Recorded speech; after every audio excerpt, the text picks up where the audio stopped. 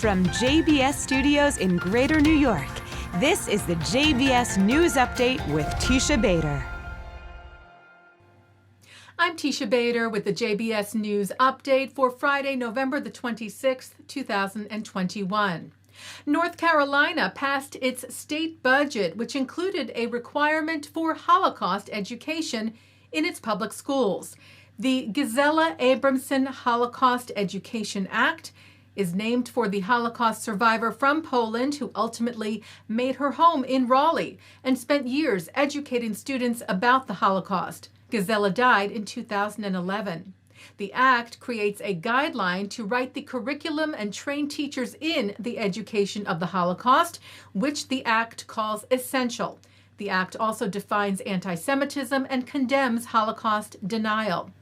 Michael Abramson, chairman of the North Carolina Council on the Holocaust and son of Gisela Abramson, the bill's namesake, said, "What is most important to me is my sincere hope that Holocaust teaching will change a student bystander into an upstander and will turn a student away from pro-Nazi literature and propaganda."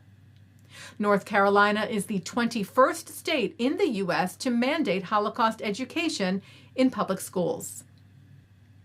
The Royal Dramatic Theatre in Stockholm, Sweden, presented its first ever Yiddish production, Waiting for Godot, or Wachten auf Godot, by Samuel Beckett. The prestigious theater commissioned America's Congress for Jewish Culture for the production, produced in partnership with Sweden's Society for Yiddish and Jewish Culture, directed by Holocaust survivor Moshe Yasur. The production had its first premiere back in 2013 in New York. Yasur has said Yiddish will survive and protect itself. As long as the Jewish people survive, the Yiddish language will survive too. Two significant anniversaries were marked this week. The beginning of Operation Moses, a rescue mission that began on November the 21st of 1984, airlifting a total of 8,000 Ethiopian Jews out of Sudan and delivering them safely to Israel. And on November the 20th of 1977, when Egypt's President Anwar Sadat addressed the Knesset, Israel's parliament, saying, "As we really and truly seek peace, we really and truly welcome you to live among us in peace and security," a major step which began the process of peace being reached between Israel and Egypt. Well, Hanukkah begins this Sunday evening, November the 28th, and a number of special events are scheduled across the Jewish world, including in New York City, the lighting of the world's largest menorah, Chanukah on Ice, an event now in its 12th year at the Wollman Rink in Central Park, which includes the lighting of an ice-carved menorah, and New York's tasty Latke Festival.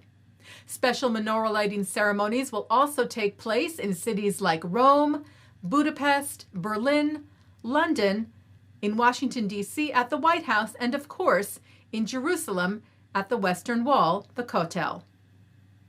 Taking a look now at our programming for tonight on JBS for Friday, November the 26th. Live Shabbat services are coming up from New York City's Central Synagogue, followed by Shabbat services from the Hampton Synagogue. Then it's the film Lea and Darija, followed by a replay of services from the Hampton Synagogue and then from Central Synagogue. And coming up next, a look at this week's Torah Portion. And that's the JBS News Features edition for Friday, November the 26th, 2021. I'm Teisha Bader. Stay healthy, stay well, and Shabbat Shalom.